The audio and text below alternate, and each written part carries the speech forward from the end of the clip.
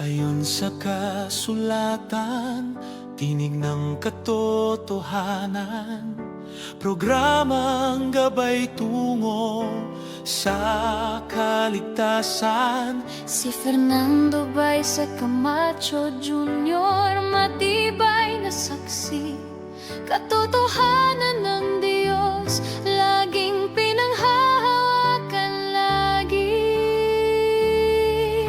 Sa bawat aral na kanyang binibigkas, liwanag ng langit sa puso ay bukas. Maling aral ay tinutuwid niya,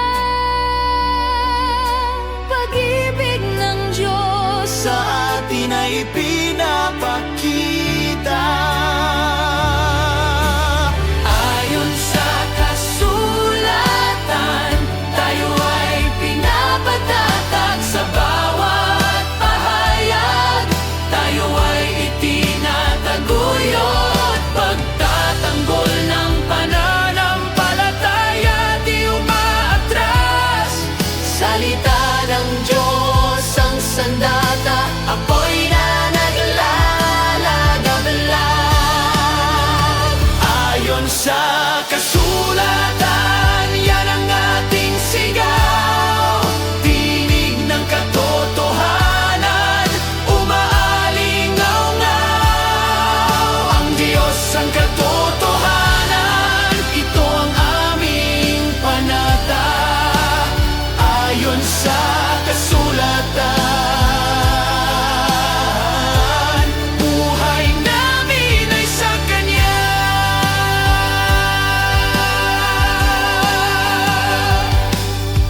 Sa hamon ng mundo, tayo ay naninindigan.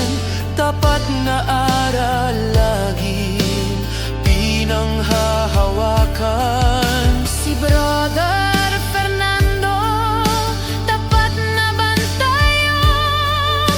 Sa bawat salita, lakas ang naihahandog. Sa dilim man o bagyo, may liwanag na totoo. Bukas ang langit, handog na pag-asa. Sa salita niya, tagumpay ay laging kasama. Ayon sa kasulatan, Puso namin ay nag-aalala. tinig ng Diyos sa amin bumabalot at yumayakap. Ayon sa kasulatan, yan ang ating sigaw. Tinig ng katotohanan, umaalingaw-ngaw. Ang Diyos ang katotohanan, ito ang aming panata. Ayon sa kasulatan, buhay namin ay sa Kanya.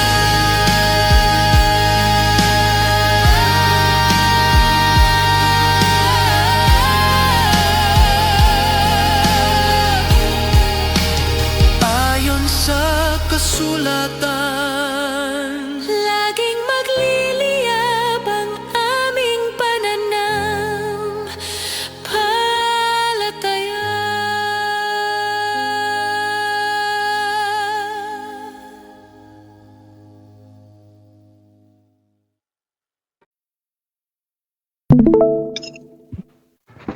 Okay, yan. So, good evening, mga kapatid, mga kaibigan.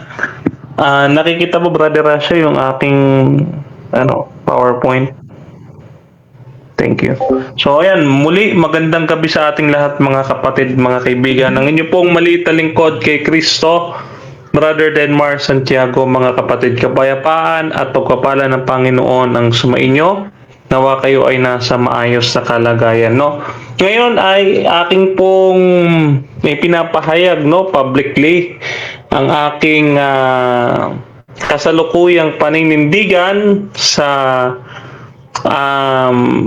turo, no, ng isa sa mga prominenteng ama ng reformasyon, yan ay si Calvin, no, si John Calvin, no, na pinaniniwalaan natin yung tinatawag nating 1689 Confession of Faith, no?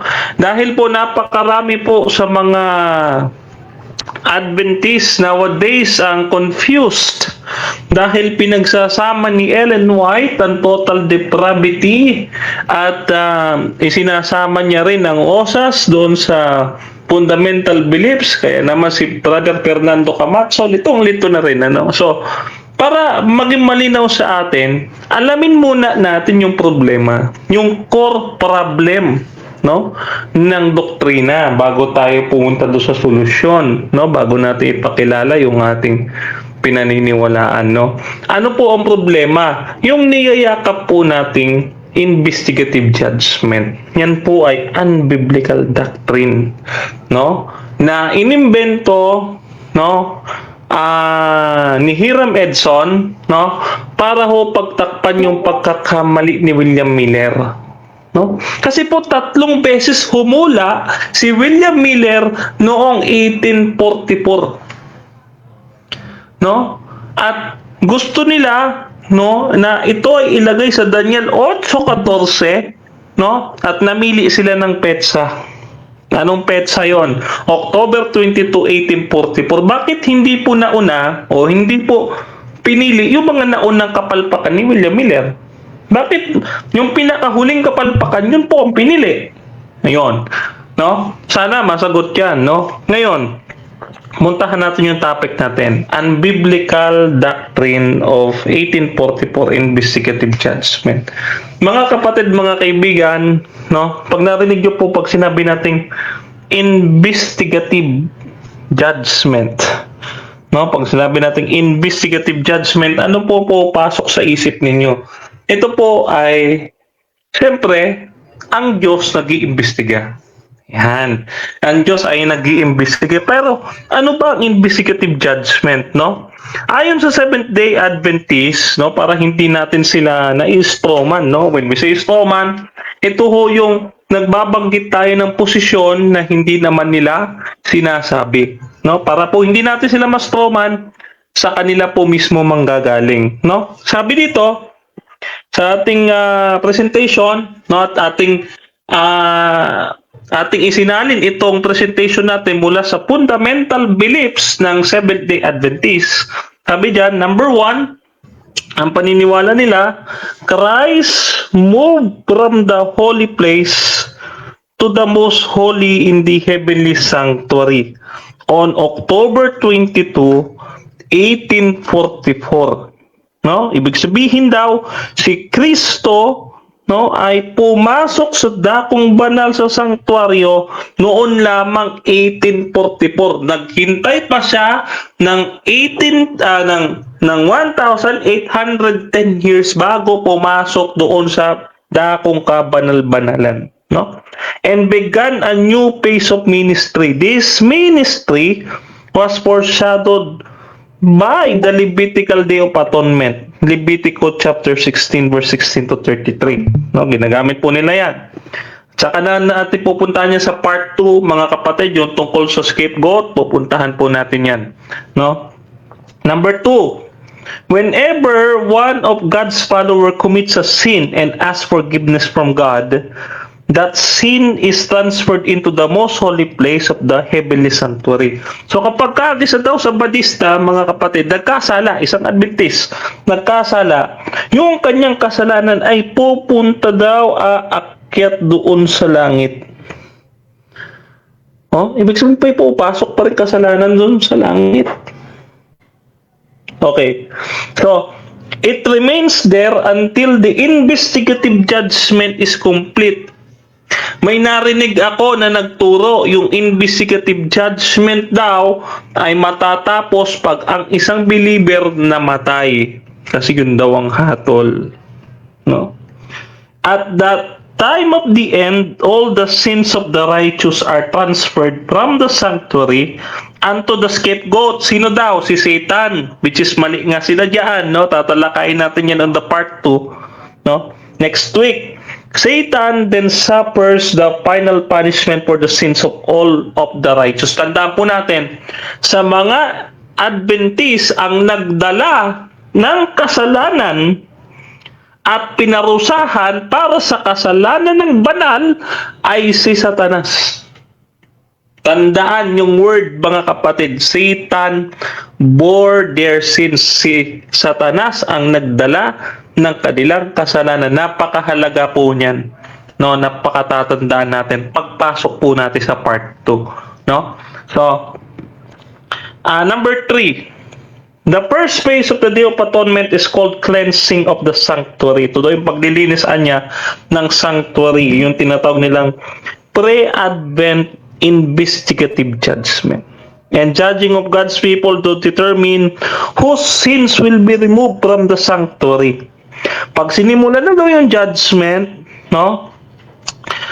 Mula daw kay Adam and Eve hanggang sa ating panahon, hahatulan lahat ng patay na mga believer. Now, at some point, near the end of time, Christ will begin judging living believers. So, hindi pa ngayon. So, ang inimbisigahan pa lang ngayon yung mga patay. Wala pa yung buhay. No, sabi dyan at the time of the end, Christ will begin judging living believers. During this investigative judgment, God either blots out of the sins of the believer or he removes the name of the believer from the book of life. No? Pansinin po natin ito, mga kapatid. Ang gawain niya daw ng Diyos sa paniniwala ng Adventist, ligtas ka na. Sabi doon sa kanilang fundamental beliefs, no? Sabi doon, you were now saved, no? Now at the time of the judgment. So ligtas na. Pero meron pa palang burahan na magaganap. So ganun pala siya pagka ang Diyos, no, nagkasala ka at lumabag ka sa kanya sa 10 utos, kumain ka ng baboy, buburahin ka niya. Pag nagsisi ka, ibabalik ka ulit. Pag nagkasala ka ulit, buburahin ka ulit. Ganun po yun. Kasi bilang teacher, no, mga kapatid, pagka napakarami nating erasure sa papel, ang dumi na. No? Ako, hindi ako papayag na gano'n. Yung Diyos ko, pabura-bura. No? Hindi niya alam kung anong gusto niyang gawin . Susulat niya ba, buburahin niya. Isusulat niya, buburahin niya. No, kayo po mag-isip. No? At kayo po ang manansya, mga kapatid. No? Ngayon, ito po ang sabi ni Ginang Ellen White. No? Ito po sabi ni Ellen White, no, na kinote sa Seventh-day Adventist Fundamental Belief, page 320. Mula po ito, quoted po ito sa Review and Herald noong 1989. No? Sabi dito, as during the typical Day of Atonement, the cleansing of the earthly sanctuary removed the sins accumulated there, so the heavenly sanctuary is cleansed by the final removal of the record of sins in the heavenly book. But before the records are finally cleared, they will be examined. Tandaan, mga kapatid, examine, susuriin, to determine who, through repentance and faith, is entitled to enter His eternal kingdom. Ibig sabihin, dito pa lang i-determine, dito pa lang malalaman kung sino ang papasok sa kaharian ng Diyos. No? The cleansing of the heavenly sanctuary, therefore, involves a work of investigation or judgment that reflects the nature of the Day of Atonement as a day of judgment. This judgment which ratifies the decision as to who will be saved and who will be lost. Dito daw magde-decide ang Diyos kung sino maliligtas at hindi. Tanong, hindi ba alam ng Diyos yan? Kailangan niya pa ng 1844? Okay. Ayun nga po ang tanong natin. Ano po ang problema dyan sa teaching na yan? God already knows, mga kapatid, kung sino ang maliligtas at hindi. Sino ang matuwid at hindi. Sino ang nasa panig ng Diyos o hindi. No? Naunsyami naman na meron kayong doktrinang great controversy. Bakit hindi ninyo alam kung sino ang nasa panig ng Diyos at sino nasa panig ni Satanas? Napakadali po nito. No? Tandaan natin, ang batayan ng Biblia is unbelief. Whoever believes in Him shall not perish but have eternal life. Ano kasunod? Yung hindi naniniwala sa Kanya, parurusahan. Basic. Ang sumampalataya, ligtas. Ang hindi, hindi. Hindi maliligtas. Bakit hindi alam ng Diyos? Kailangan pa mag-1844 bago siya mag-decide. Ganon. Kailangan ba 1844? Antayin niya muna 1844. Saan mababasa yon na kailangan maghintay muna ang Diyos ng 1844 before siya mag-decide? Wala, di ba? No. Kaya sabi dito, sa John chapter 10 verse 14, maliwanag I am the good shepherd and I know my sheep. Kilala ni Jesus kung sino'y sa Kanya. No? The Lord knoweth them that are His. 2 Timothy chapter 2 verse 19. So napakaliwanag, kilala ng Diyos kung sino ang matuwid at kung sino ang hindi. Sino ang ligtas at sino ang hindi.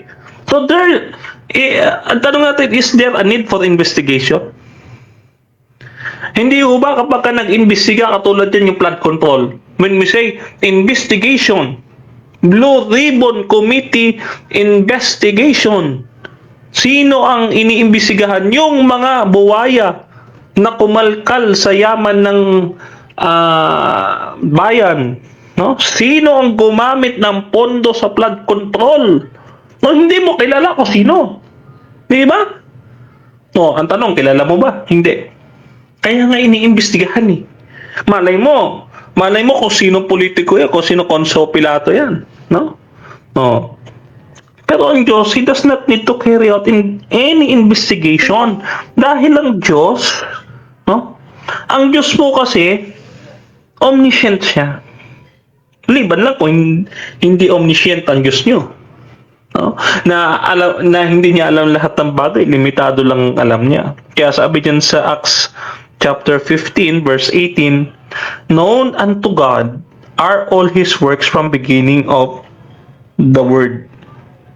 Bago pa magsimula ang lahat, no, sa reform view or sa reform perspective, mga kapatid, ang Diyos, no, ay kanyang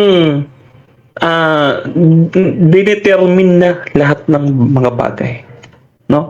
Predetermined na po lahat ng mga bagay. It means, alam na ng Diyos talaga at the very beginning na ang tao hindi maliligtas. Wala ni isa ang maliligtas, kaya pumili na lang siya kasi walang pipili sa kanya. Yun po ang totoo. No?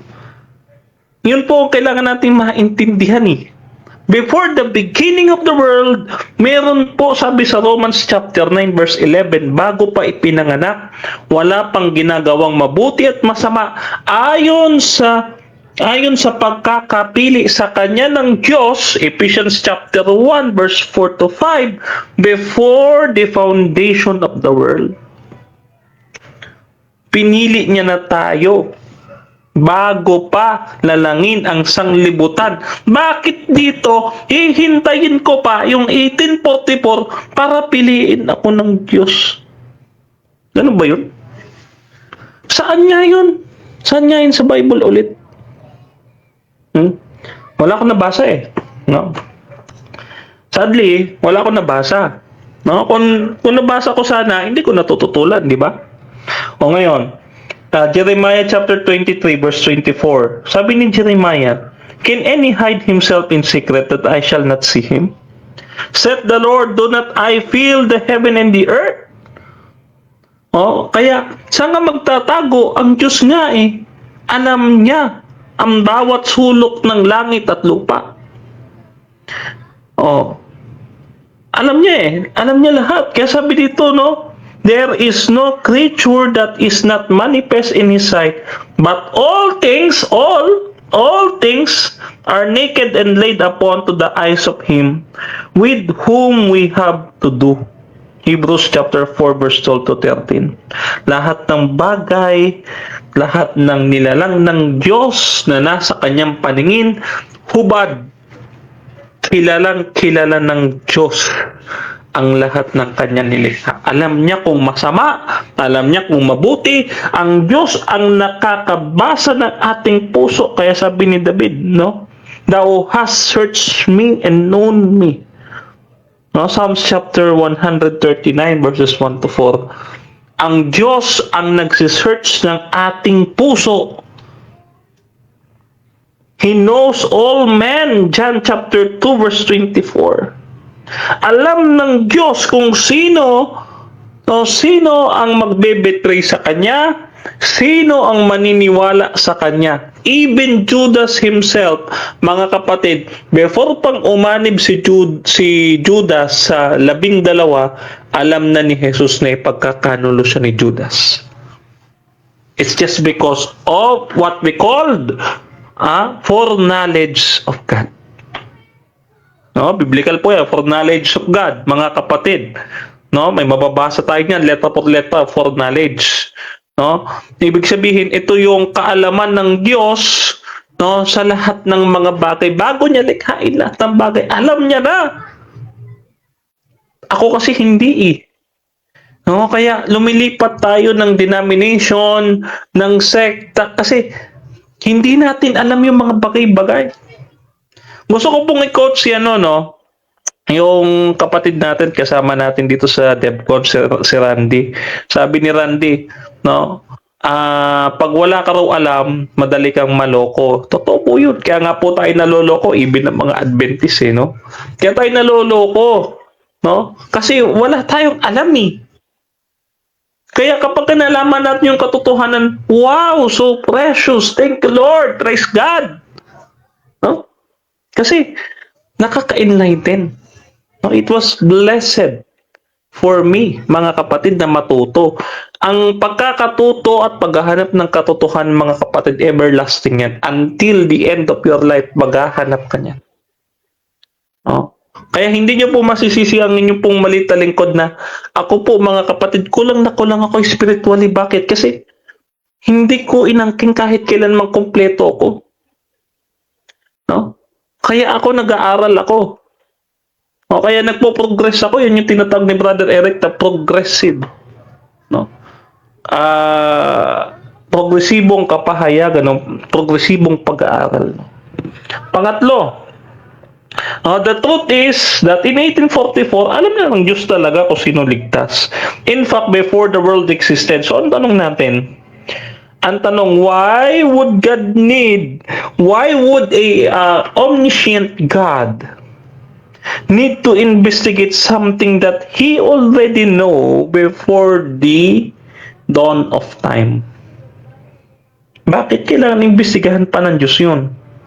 Bakit kailangan pang tignan ng Diyos ang record sa langit para malaman niya kung sino ang ligtas at sinong hindi?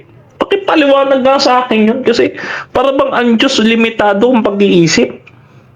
Ibig sabihin kasi, mga kapatid, pagka ganito paniniwala natin, ibang Diyos ang kilala natin. Ibang Diyos ang ipinakikilala natin. Kaya sabi ni Pablo, ang sino mang nagpapakilala ng iba-ibang helyo, sumpain!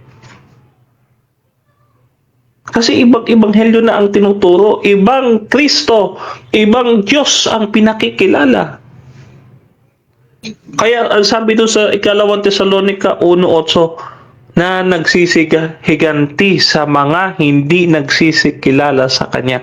Pag mali po pagkakakilala sa Diyos, katulad ni Ellen White, that three beings, no? Instead of three persons, pagka mali ang paniniwala mo sa Diyos, no? Ultimate niyan, mga kapatid, iba na po ang sinasamba niyan. O kaya po, may mga hindi umuunlad eh. No? May mga hindi umuunlad sa pananampalatayang yan.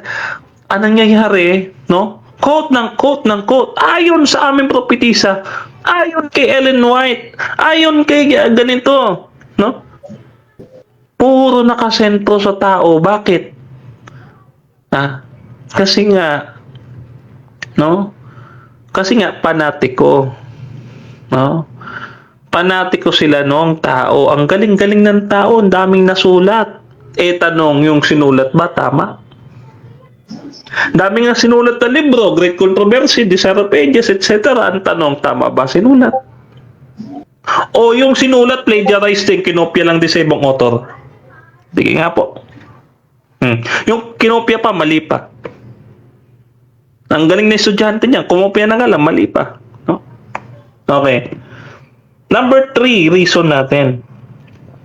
When are the sins blotted out? Kailan daw yan? Kailan ba mawawala o buburahin ng Diyos ang kasalanan? Ang turo ng mga SDA, no, ang kasalanan daw ng mga matuwid ay hindi mawawala o hindi mabubura hanggat hindi pa natatapos ang investigative judgment. Tanong, sa Biblia ba ganun din?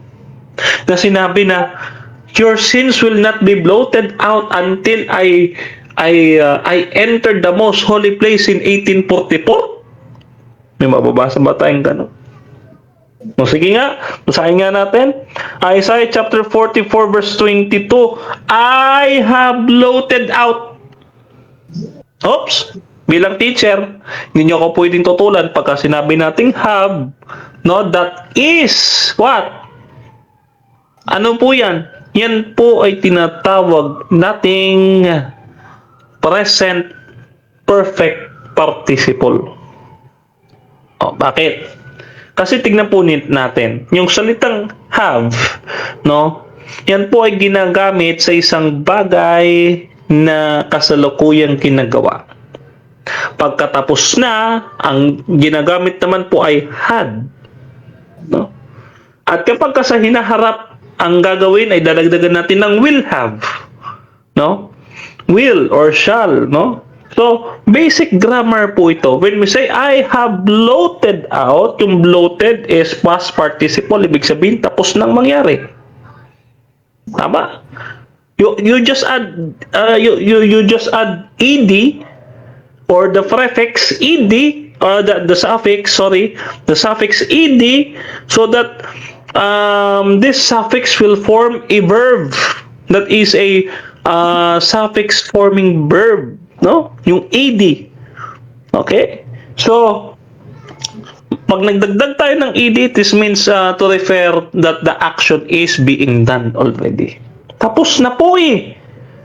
No, ganun din sa Acts chapter 3 verse 19. Repent you therefore and be converted, that your sins may be blotted out. Burado na eh. Oh?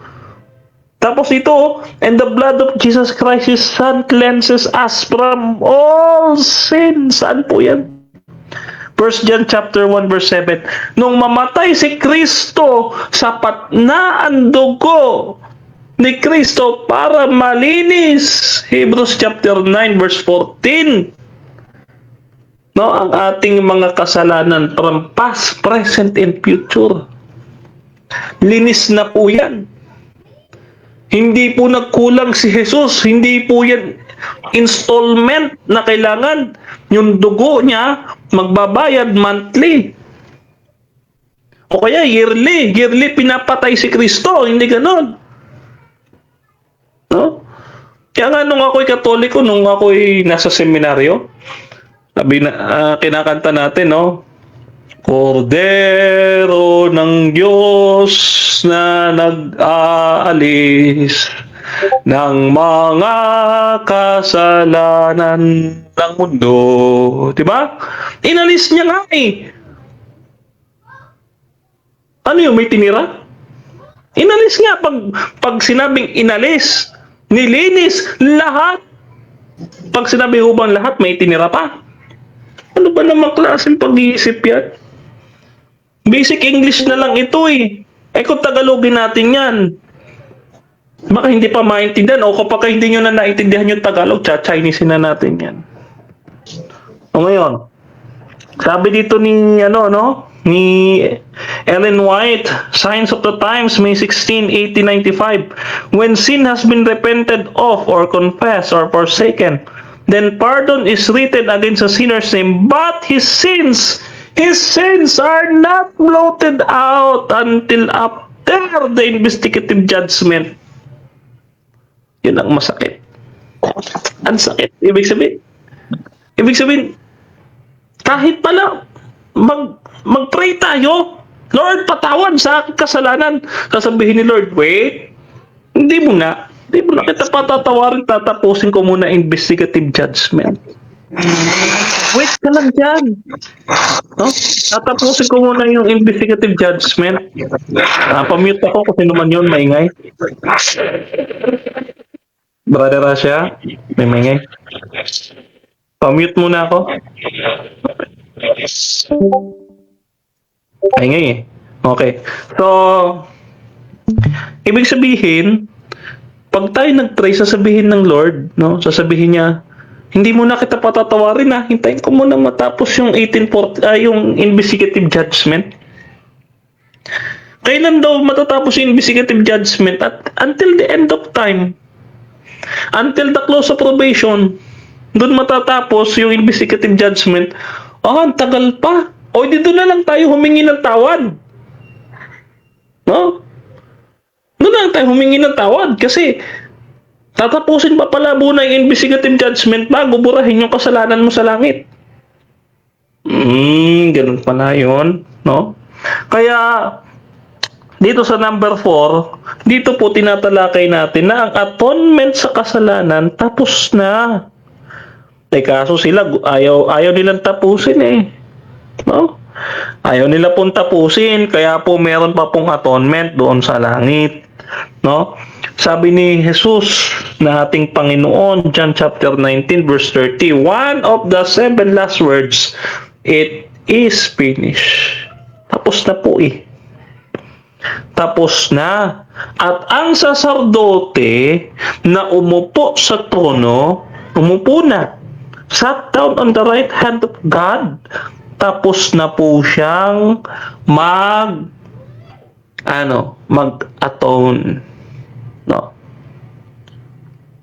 Umupo na eh. No, tanong ko po ba sa mga Adventist, ang punong pari po na pumasok sa kabanal-banalang dako, pag siya'y naupo na, tapos na ba o hindi pa? Ang sabi dito, He had perfected forever them that are sanctified. Pinerpekto niya na lahat ng kanyang mga pinagiging banal. Perfect na! Kaya sabi doon, ang tunay na anak ng Diyos hindi nagkakasala. 1 John chapter 5 verse 18. Kaya dito maliwanag yung sulat ni Paul sa mga taga-Roma, approximately 50 AD. Na masayang-masaya sila that we have now received the atonement. Romans chapter 5 verse 11. Kailan nila na-receive ang atonement? Now. No? Maliwanag yan sa Bible. No? Hindi na kailangan pangintayin pa 2,000 years lumipas or 1844. Kailangan. Hintayin pa natin yun.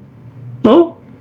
Kaya sa panahon pa lang ni Apostle Pablo, now no condemnation to them which are in Christ. Yung mga na kay Kristo, wala na pong hatol. Romans chapter 8 verse 1. O ano pang iimbestigahan mo? Wala na palang hatol. Ibig sabihin, acquitted na. Ano pang hahatulan? No? Parang ganito lang yan eh. No? May isang sentensyado ng pagkakakulong ng panghabang buhay. Nung magkaroon ng hearing, napagbigyan siyang mapalaya. Siya'y na-acquit kasi nagbawi ng testimonya yung witness. Sabihin natin, mahina yung kaso. Ngayon, kasi mahina naman talaga dahil wala naman talaga power si Satanas sa atin, no? Yung sabi ni Jesus, no, Matthew chapter, sabi niya to, no, 28. Sabi niya doon, nasa akin na ang kapamahalaan sa langit sa lupa. Kaya wala ng power si Satanas. Kahit ano pang charge ni Satanas sa atin, wala na siyang lakas, mahina na yung kinakaso niya sa atin. Yung accuser of the brethren na si Satanas, mahina na po ang kanyang boses sa hukuman ng Diyos. Ibig sabihin, hindi na siya pinakikinggan. Bakit? Pinatunayan na ni Jesus sa pamamagitan ng kanyang righteousness na tayo ay acquitted na. Kaya sabi diyan ni Pablo, pinagdidiinan niya Romans chapter 5 verse 9, now justified by His blood we shall be saved from wrath through Him. So tayo po ay ligtas na doon sa galit ng Diyos. Tayo ay kaibigan na ng Diyos. Kaya po sabi doon sa Daniel chapter 7, yung inyong binabasa, ibinigay ang kingdom sa mga banal. Kailan yon? Sa panahon ni Kristo. Hindi po yan 1844. No? Kaya, number 5, ang eternal life po nagsisimula yan sa conversion ng tao. Kasi kailangan niya pong tanggapin yan eh. Kaya sabi dyan, whoever accept Jesus Christ as Lord and Savior. John chapter 5 verse 24, no? Ano pa? 1 John chapter 3 verse 14. We have passed from death unto life. No? So, ang maniwala sa kanya ang nakapakinig. He that heareth my word and believeth on him that sent me had everlasting life and shall not come into condemnation. So, nung tayo sumampalataya, hindi na tayo hahatulan, may eternal life na. Yung eternal ba sa Adventist, hindi eternal? Nilokohan na yan pagka ganyan. Contractual pala yan. No? Conditional. No? Ibig sabihin, nangako ang Diyos, hindi niya tutuparin, nabibigyan kanya ng eternal life. Eternal nga yung pinangako, hindi naman temporary life. Di ba? Eternal life nga hindi mapuputol. Huwag niyo puputulin. Number 6, cases of the righteous have already been decided. No? Ang mga SDA kasi nagtuturo that lahat daw must pass through the investigative judgment para malaman kung sila iligtas o hindi. Sabi ni Ellen White sa Great Controversy, page 483. So lahat daw started nung 1844, no? Kailangan ma-determine kung sino ligtas at hindi. No? Bakit doon pa lang sa krus ng Kalbaryo, kilala na ni Jesus kung sino maliligtas? Sabi doon, today, shall thou be with me in paradise? Luke chapter 22, verse 43. Pinapatunayan nito na si Kristo, He does not need an investigative judgment to determine who will be with Him in paradise. Pero bakit parang yung sa isip ng SDA hindi? No? Hindi ko po alam, kaya po sasagot niyan. So, ayon kay Ellen White, no? Ayon kay Ellen White, nakita niya si Abraham, si Isaac, si Jacob, etc. nandun sa langit. Pinakita sa kanya sa pangitain, no? Pero, hindi ba yun ang katunayan? Hindi ba yun yung katunayan na alam na ng Diyos kung sino ang ligtas at hindi? Si Elijah, kinuha niya. Si Moses, si Enoch. Hindi, dumaan ba sila lahat sa investigative judgment? Ang sabi, Lord, pababain mo nga muna lahat yan kasi kailangan intay muna ng 1844. Ganun ba yun? So, come and think of it, mga kapatid, nakasulat po yun sa Great Controversy ninyo, no? Hindi po ako nag-iimbento dito ng kwento. Kung may nag-iimbento ng kwento dito, si Ellen White yun, no? Number 7, when did Christ enter the holiest? Ang sabi, noong 1844. Kailan doon pumasok? Noong 1844. Ang tanong, kailan ba pumasok? Pagpasok niya doon sa langit, yun na po ang holy place. But by His own blood, He entered in once into the holy place, having obtained eternal redemption for us. Hebrews chapter 9 verse 12.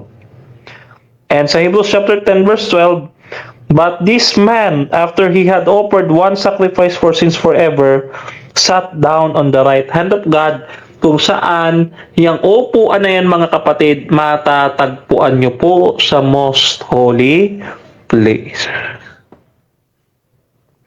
Yan nyo po matatagpuan yung luklukan ng awa, the mercy seat. Pagpasok niya sa ascension, mga kapatid, pumasok ng isang beses. Hindi dalawa.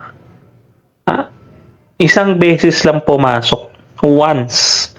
He entered in once. Hindi He entered in 1844. May mababasa po ba kayo ganyan? He entered in 1844. Wala. Sabi diyan, He entered once. At pagpasok niya, He sat down on the right hand of God. Okay?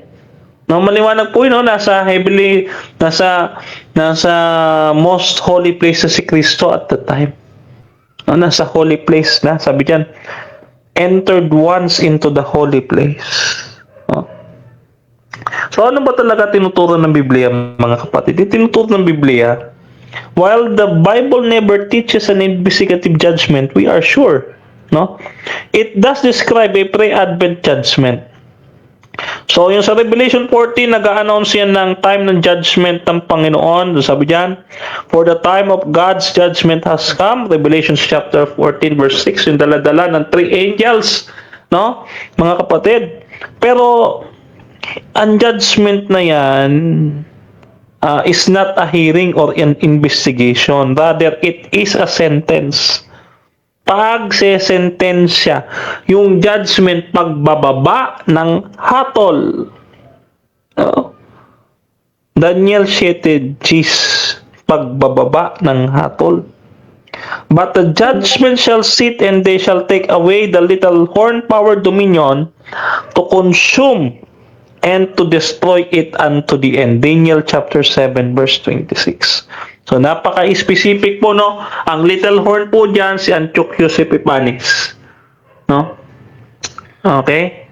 So, it takes away the little power, the little horn power, yung kapangyarihan ni Antiochus before. Tinanggal sa kanya nung siya'y mamatay. No? Ng natural death.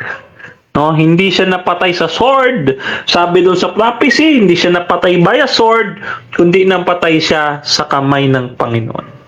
Ang Panginoon ang gumawa ng paraan para mamatay si Antiochus Epiphanes, no.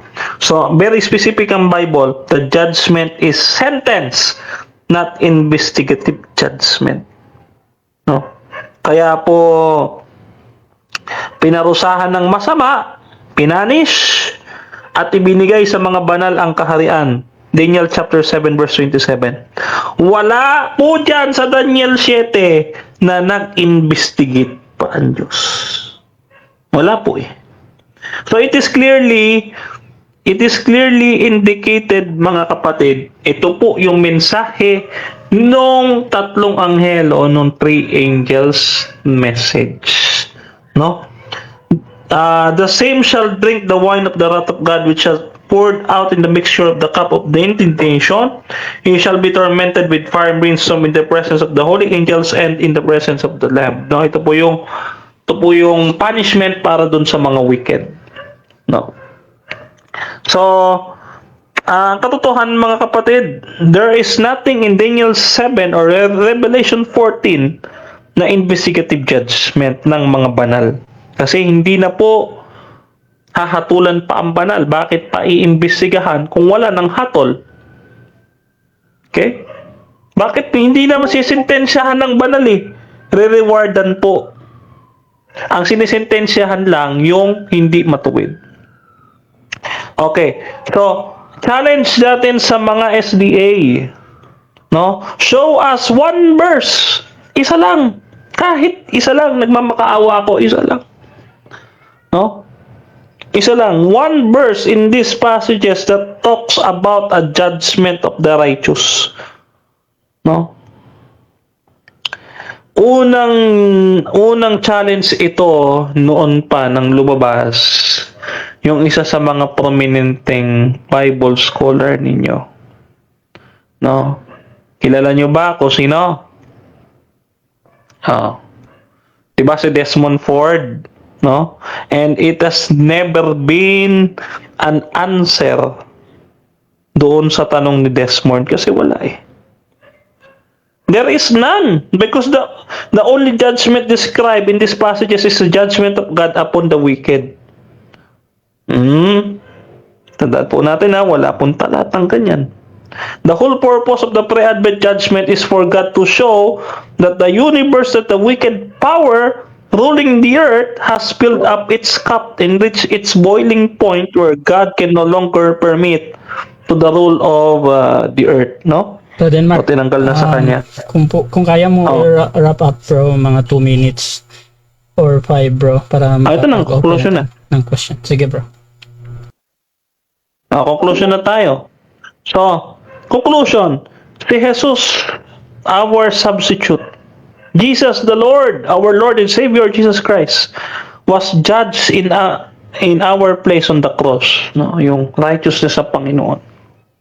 Napakabuti niya, no? He paid the price for all sin for all time. His righteousness has been credited to our account. The good news of the judgment is that all who believe and trust in the life and death and resurrection of Christ can say with assurance, we are saved. We are acquitted. No? Samantalang, yung mga hindi tumanggap, they are unworthy of eternal life. Yung mga tumanggap, they pass into from death into life and will not be condemned in the judgment. John chapter 5 verse 24 and Romans chapter 8 verse 1. Kaya nga po tuwing ako po ay nagdi-divine service sa pulpit sa SDA, lagi ko pinapaalala sa kanila, patuloy tayong sumampalataya na si Jesus ay namatay, muling nabuhay, at muling babalik. Kasi ito po ang ebanghelyo. No? Ang ebanghelyo ay si Kristo ay namatay, nabuhay, at muling babalik sa wakas ng panahon. Yun po ang ebanghelyo. Hindi po natatapos yung ebanghelyo dun sa kamatayan ni Jesus na mahinga siya sa Sabat, kundi ang ebanghelyo kasama ang unang linggo na nabuhay na mag-uli si Kristo. Okay? So, muli po ang inyo po maliit na lingkod, nagpapasalamat sa ating Panginoon sa pagkakataong naihayag natin ng katotohanan. Mga kapatid, mga kaibigan, bilang pagtatapos, ito po ay disclaimer ko, no? Hindi tayo naninira. Hindi natin gustong umatake. Hindi natin nais na magparinig, no? Bagkus tayo nagpapasalamat pa sa Adventist dahil kung walang tulong nila or hindi nila tayo tinulungan, mga kapatid, at hindi tayo napagbigyan ng isa pang pagkakataon, hindi natin malalaman na yung ating pananampalatayang ito, isa palang maling doktrina. No? So, marami pong salamat sa Panginoon dahil tayo ay napagkalooban ng another chance into salvation. No? Naipakilala niya sa atin that God alone is the author of salvation. No, He is the source in the end of salvation, mga kapatid. No? So, yun lang, Brother Rasha, back to you.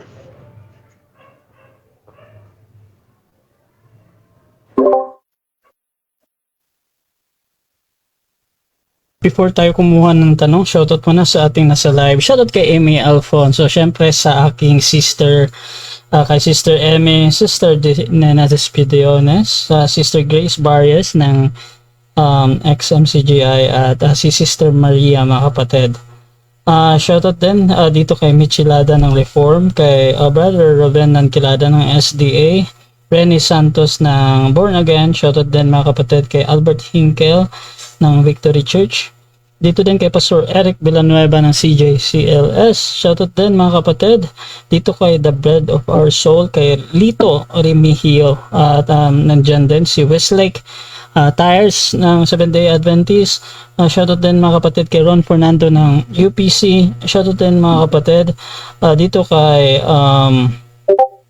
Brother Ruben, at syempre dito sa ating nasa platform, mga kapatid, Debaters Convention, na dito halos lahat ng ating mga tropa, at nandyan si isang malaking shoutout kay Brother Edelos ng Seventh Day Adventist, Brother Jose ng Seventh Day Adventist, Brother Rod ng Seventh Day Adventist, Brother Rande, isang XMCGI. Shoutout din kay Pastor Eric Shimaya ng End Time Church, Brother Zach ng Bantay Pinto, mga kapatid, ng Saksi ni Kristo, at shoutout din, mga kapatid, kay Brother Ron na nandito. So kuha tayo ng question dito muna sa ating comment, tapos open tayo mamaya dyan sa ating comment. So shoutout dito, mga kapatid, kay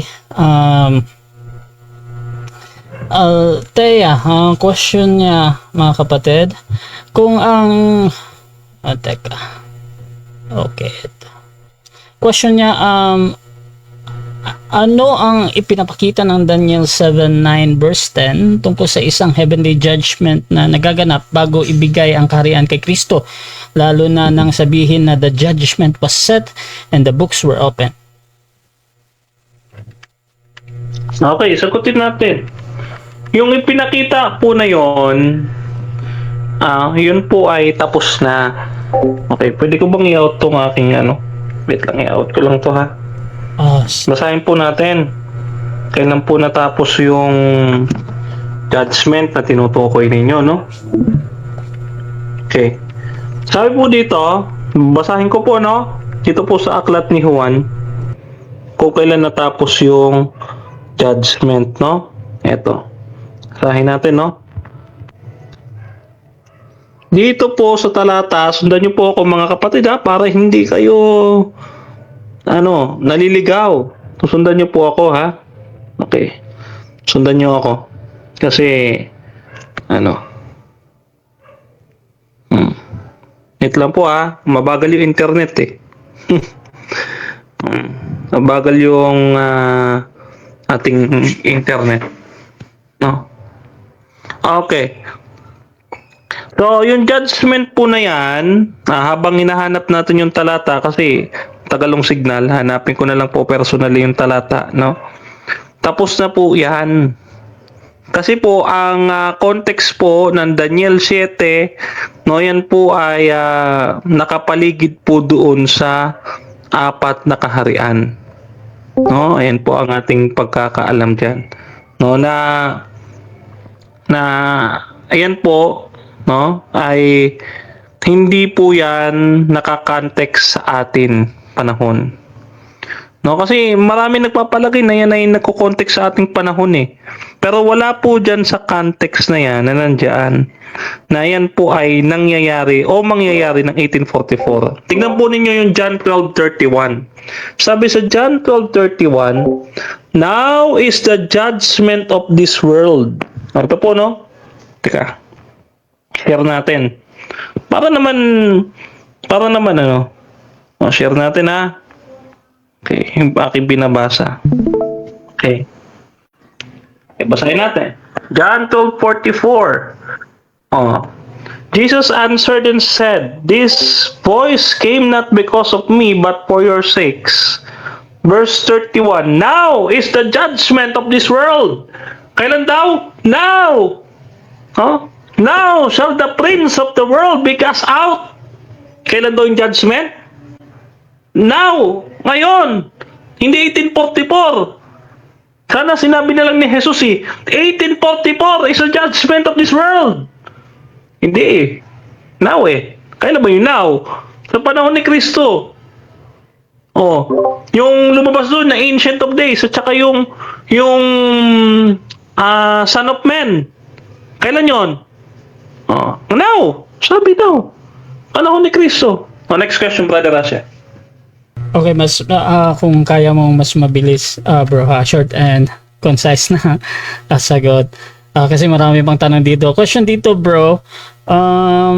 Kung ang 1844 ay hindi ang beginning ng isang heavenly judgment phase, anong biblical event ang inilarawan ng pagkatapos ng 2,300 evenings and mornings sa Daniel 8:14 at paano mo ito mapapatunayan mula mismo sa Bible? Yes, mapapatunayan po sa Second Maccabees, no, yung cleansing of the sanctuary ni Judas Maccabeo, no, nung nilinis niya yung templo, nakabalik na po ang mga Israelita o yung mga Hudyo doon sa kanilang templo, no, na siya pong winasak noong 70 AD, no. So ibig sabihin, ayun po ang nangyari, nakabalik po sila doon sa kanilang templo na dinesecrate ni Antiochus Epiphanes. Yun po, hindi po yan 1844. Doon po yan sa panahon ni Judas Maccabeo. Next question.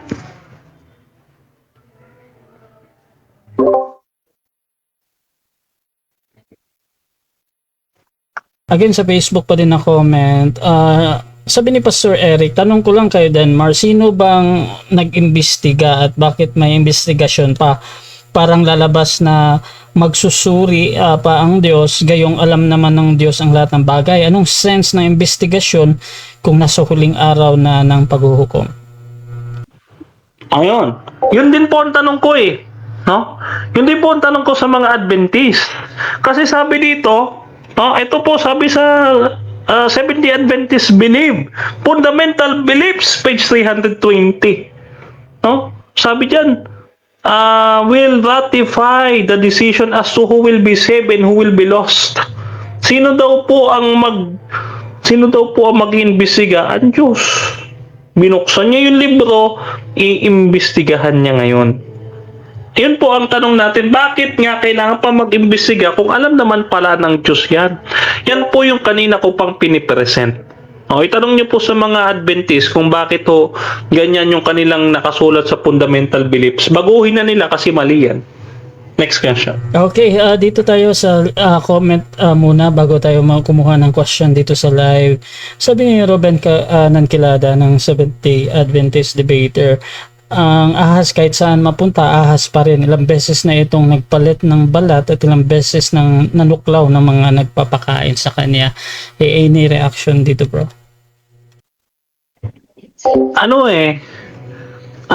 Nakita po natin, no,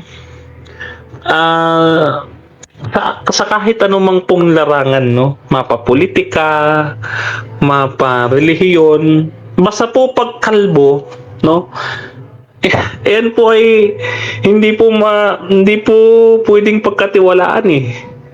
You know? Kasi yung isa nagtatago pa eh, no? Ito hindi po nagtatago ito eh. No? Baka po kung magtatago, kung gusto ng debate, huwag ka magtago. Libre ako kahit Sabado ng gabi. Basta huwag ko kayo maniniwala pagkalbo kasi pagkalbo po yan. Joker po yan pagka ganyan. Okay, next so question. Open tayo sa ating live na magtatanong. Meron bang gustong magtanong sa nasa loob? Present, Your Honor. Ayan, so si Brother Zach ng Saksi ni Cristo magtatanong. Siguro Okay, pili tayo ng dalawang tanong, bro. Sa Dalawa. Ayun, thank you, Mr. Moderator. Una kong tanong, yung taong 1844, doon pa lang ba talaga pumasok si Kristo? Yan ba yung tinututulan mo sa presentation mo? Yes, isa po yan. Isa po, hindi yan yung pinaka tinututulan ko. Isa po sa mga tinututulan ko, yung pumasok si Kristo 1844. Mismo po si Ellen White kasi ang nagsabi po niyan eh. No? Na 1844 pumasok si Kristo sa dakong kabanal-banalan. No? So, yun po tinututulan ko kasi ang sabi diyan sa Bible, once pagpasok niya Sabi po dito sa ating presentation, nandito naka-share screen sa atin. Once, and he sat down on the right hand of God. Umupo na po kaagad siya eh. So tapos na po. Wala na pong ano pa, yung iniimbento nilang kwento doon sa ano na umaabot daw ang kasalanan sa langit, ganyan. Wala na pong kwentong ganun. Next question. Next question. Last na to. Kung 1844, pumasok si Kristo at yan ay isa sa mga tinututulan mo, kailan naman lalabas si Kristo? Kasi pumasok 1844, kailan lalabas sa langit? Kasi sabi ni Kristo, humarap mismo sa harap ng Diyos. So, kailan siya aalis doon sa Diyos? Parang palatandaan na ano na siya, lumabas na siya. Tinututulan Okay, mo ba ano yan? palatandaan? Yun ang ano. Opo. Ano. Opo, ang palatandaan kasi tinatanong mo kailan siya lalabas. Ang sabi doon sa doktrina ng Seventh-day Adventist sa Great Controversy, kailangan muna magkaroon ng last generation ng mga perpektong sumusunod sa kautusan bago lumabas si Kristo. Kailangan ang mga Sabadista hindi na muna nagkakasala. Yan yung tinatawag nilang last generation theology, na pinagtatalunan nila na nasa sulat ni Ellen White na nasa Great Controversy. Kailangan mo na makakita ng remnant na hindi nagkakasala at perpektong nakakasunod sa kautusan. Dahil kung hindi, makakasala pa rin. Kailangan pa rin ng mediator. So yun po yun, sagot natin dyan. Thank you, Mr. President. Pwede ako magtanong? Thank you, Brother Zach ng Saksi ni Cristo. Next question. Pwede ako magtanong? Next tayo Ako si... Siyempre, ikaw. Brother Edelos yun? Okay. Proceed, bro. Proceed. Migo Dinmar. Migo? Bible study tayo. Sige. Okay. Ang sabi mo, narinig ko kanina, confirm ko lang. Totoo ba yung narinig ko sa'yo ng Diyos hindi na nagsisiyasat? Opo, hindi na po nagsisiyasat kasi alam na ng Diyos ang lahat ng bagay bago pa itatag ang sanlibutan. Okay. Sunod na tanong. Nung bumaba ang Diyos doon sa panahon na kung saan nagkasala si Eva at Adam, nung kinausap sila, ano ang term na gagamitin mo doon? Ayun po ay hindi literal, yun po ay Bukod sa pagsisiyasat, anong gagamitin mo na term bukod sa pagsisiyasat? ayun po ay tinatawag nating figurative language. Ayan po ay tayutay na tinatawag natin dahil hindi po literal, Hindi po literal na literary form po kasi yan yung Genesis, Kaya nga po diyan, wag niyo po literalin na 24 hours po yan kasi may gap po yan eh. Saan nyo naman po ipapasok yung dinosaur doon sa 7 days? So, malabo po yan kapag gagawin yung literal lahat ng mga nakasulat dyan. Yung ibig ko Next sabihin, question. nagtatanong siya kay Eva at Adam, ano ang tawag mo doon? Dalawa lang mga kapatid yung rules natin para mas madami pa. Ayan. Next na magtatanong kung meron pa, 2 question lang sa ating speaker. Brother Jose ng SDA. Proceed, bro. Sususugan ko lang yung tanong ni Brother Edilos na kung ang Diyos ba ay hindi na nagsasaliksik pa. Anong sagot ni Brother Dinmar doon? Hindi na? Hindi na po. Paano ang talatang ito? Pakinggan mo lang po't babasahin ko. At ikaw, Salomo na aking anak, kilalanin mo ang Diyos ng iyong ama. Paglingkuran mo siya ng sakdal na puso at ng kusang pag-iisip, sapagkat sinasaliksik ng Panginoon ang lahat na puso. Lahat po yan, walang itinangi. At nalalaman ang lahat na akala ng pag-iisip. Ay di sinasaliksik pala. Paano po yun? Yun ang tanong ko. Anong paano po yun? Wala po mababasa doon na nagsasaliksik. Doon po sa binasa po ninyo, wala po nagsasaliksik. Ang ugali po kasi ng Diyos sa Biblia, no, ay inilalagay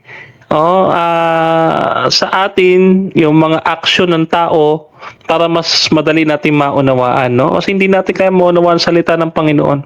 Kaya nga siya gumagamit ng Ama, ng Anak, kasi para po maunawaan natin na madali yung kanyang sinasabi. Yan po ay anthropomorphism na tinatawag natin.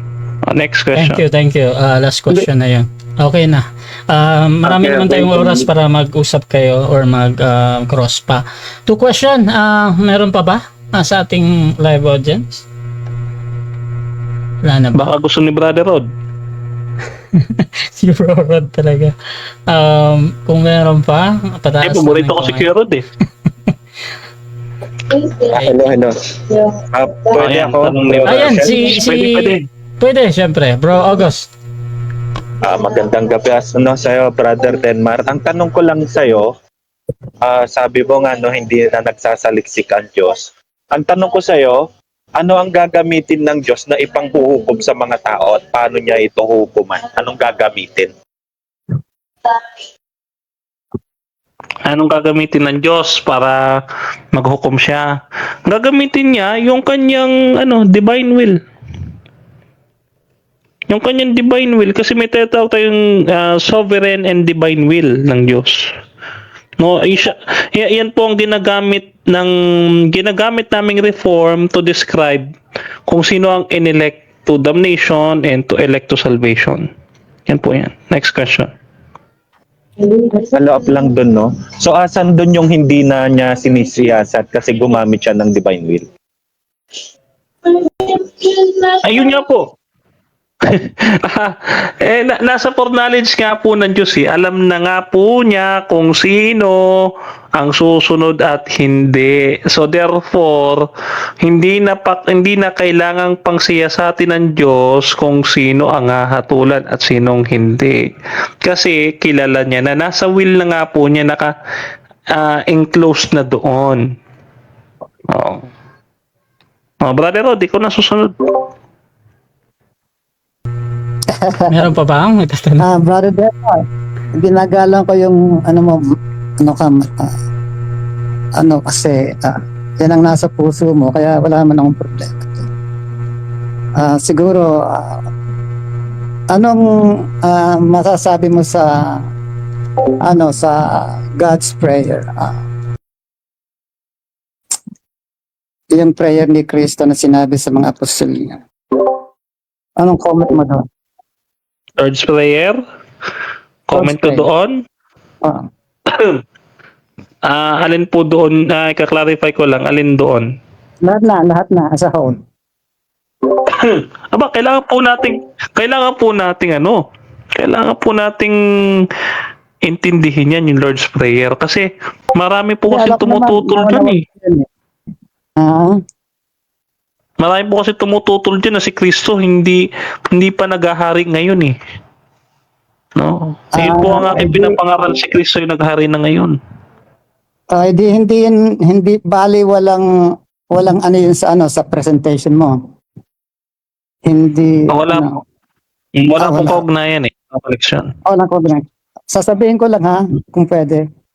Our Father who art in heaven, hallowed be thy name. Thy kingdom come, thy will be done on earth as it is in heaven. Give us this day our daily bread, and forgive us our trespasses as we forgive those who trespass against us. And lead us not into temptation, but deliver us from evil. Dito merong repentance, forgiveness, at saka, pero hindi naman yung kasama, sabi mo. Kaya siguro ang ko lang, kasi nag-usap kami dito ni Brother Albert sa Book of Hebrews. Binigyan pa nga niya ako ng partida. Sabi niya, yung consecration. I think mas si Brother magandang Albert, kausapin mo dyan. Oo. Si Brother Albert. may topic kasi si tatanungin Brother kita. Denmar, bro, patungkol sa 1844 na unbiblical. I hope doon ka muna magtanong sa topic kung meron or Kaya nag-mention siya ng Book of Hebrews, verse sige. sa Book of Hebrews. Okay. Kaya kung pwede, kasi verse chapter Ganito, na, sasagutin kita once and for all. Ang sabi doon sa investigative judgment, wala mo nang patatawarin na kasalan, wala mo nang i-bloated out habang hindi pa natatapos ang investigative judgment. So, dito sa Bible kasi, meron ng kapatawaran. I-claim na lang nung believer yun. Hindi sa wala, kundi meron na. ang point ko lang, yung binasa mong verse, kaya doon tayo siguro. Kasi yun ang, naman, Dalawa na yun. Hebrews Okay. chapter 9 verse 12 yata binasa mo. Oo. So mamaya mag-usap kayo diyan mga kapatid ha. So doon lang muna tayo sige. sa sagot at tanong. So Pasensya na, Brother Russia. Pasensya na. thank you Brother Rod ha. So marami naman tayong oras mag-usap mamaya. Meron pa ba magtatanong? 2 question before natin end yung ating live? Wala na? Okay. Wala. Since wala na, yung may tanong ko last presentation, last na tanong Okay, para okay. matapos. yan Tanong ko lang, Brother Derma, bakit napakaganda ng presentation mo at bakit mali talaga yung investigative judgment? Sagutin natin yung una. Bakit? Pinag-aralan po natin ng 3 taon eh. Kasi po, yung unang resignation ko dito sa Marikina before, nung nagsulat ako kay Elder Japet dati, investigative judgment din po yun eh. Actually, may copy ako ng letter ko na resignation before. Meron po akong copy niyan. And then, bumalik ako, sabi ko, pag-aaralan ko nga ulit yung investigative judgment. No? So, bakit po mali yung 1844? Yun po. Tatalakayin po natin. Hinati-hati ko lang po, introduction pa lang ito. Next Friday, doon tayo sa scapegoat. Next Friday, doon tayo sa Daniel 8. Hahati-hatiin po natin to hanggang sa maliwanagan at maalis ang taklob. Sabi doon yung mga nakataklob eh. 'Di ba? Kapag ka nagbabasa ng kautusan ni Moses, maalis yung taklob sa kanilang mga mata pagka nakapakinig ng ating position dito sa 1844 investigative judgment nila, no? So yun lang, maraming salamat Brother Rasha, back to you. Okay mga kapatid, so doon sa mga naghahamon kay Brother Denmar, pwede nyo akong i-PM mga kapatid para doon sa mga debate at siguro final last say Brother Denmar tapos mag-end tayo. Yes, oo. Ito po, no, babanggitin ko po ulit yung nasa aking presentation. Napakahalaga po nito, no, na ito. Gusto ko lang ulit-ulitin ito. Ang sarap po yan. Sarap pong ulit-ulitin mga kapatid. Kasi hindi po ako masyado natapos dito eh. Sabi dito, Jesus our substitute was just judged in our place on the cross.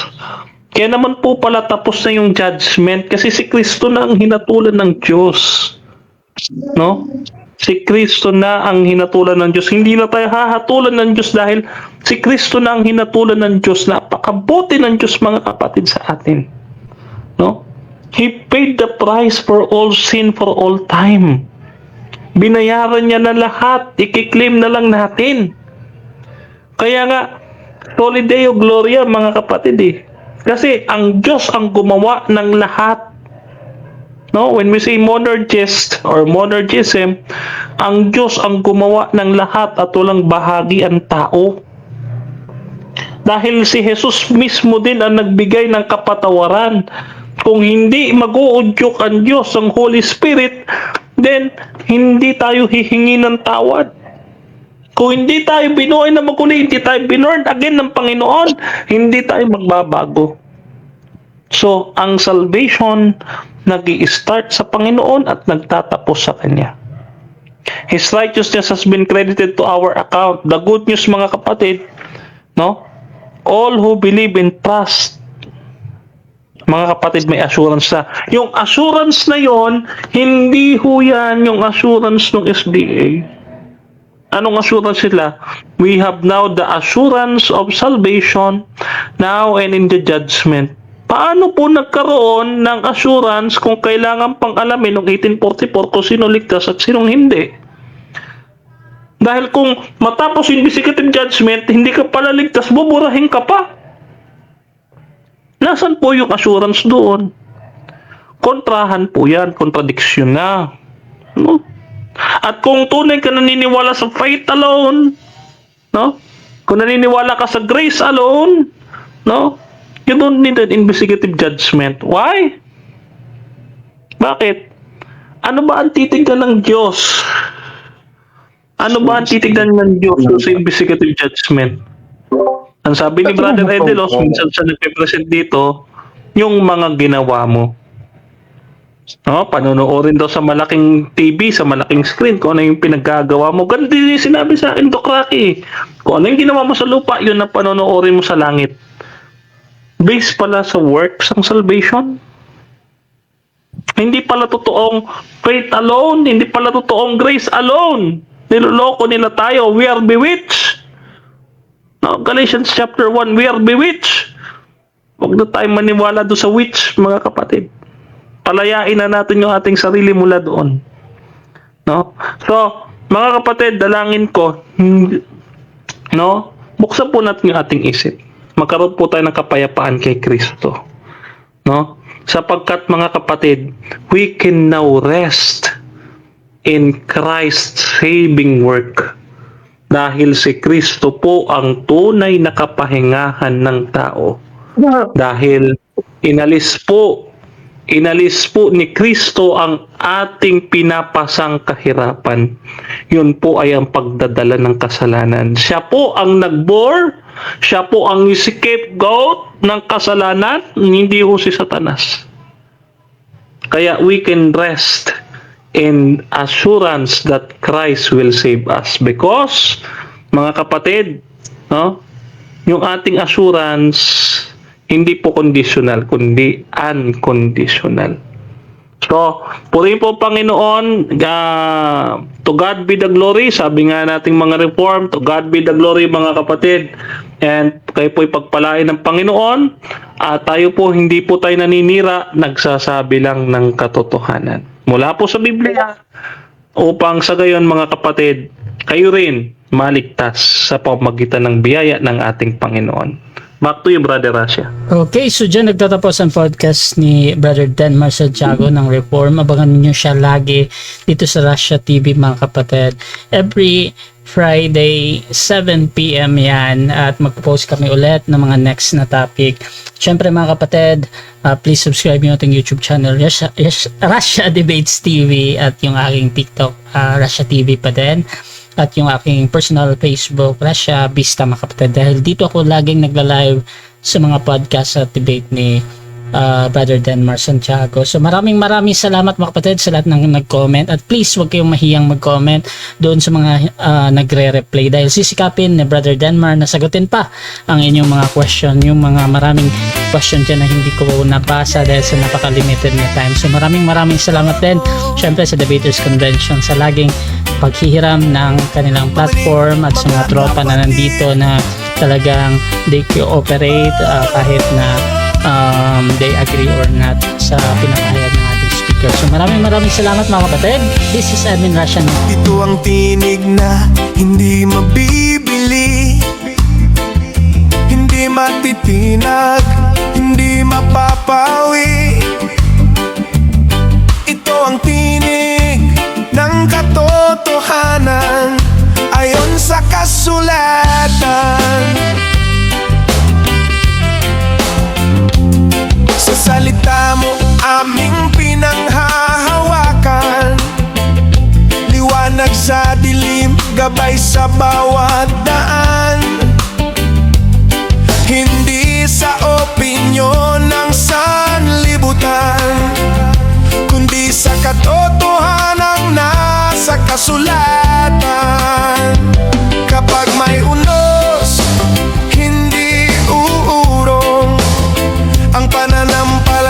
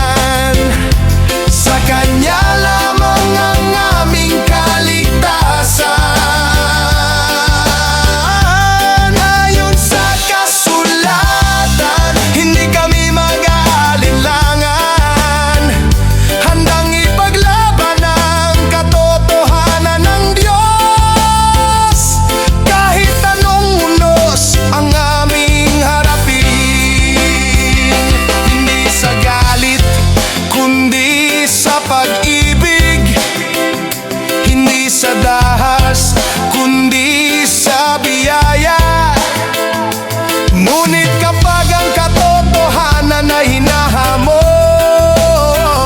kami tatayo ng may tapang at kabanalan.